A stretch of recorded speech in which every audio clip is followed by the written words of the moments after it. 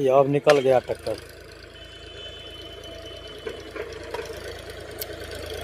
भाई इसका नाम है रुपेश कुमार। गाड़ी वैसे जा रहा है, देख सकते हैं, बिना स्ट्रिंग चलाए हुए।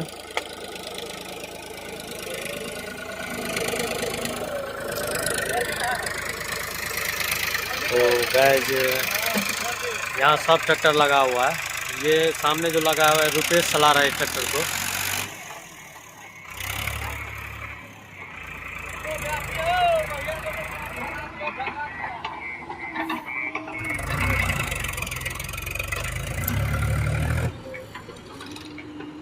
तो गाइस ये रास्ता बना रहे हैं अभी।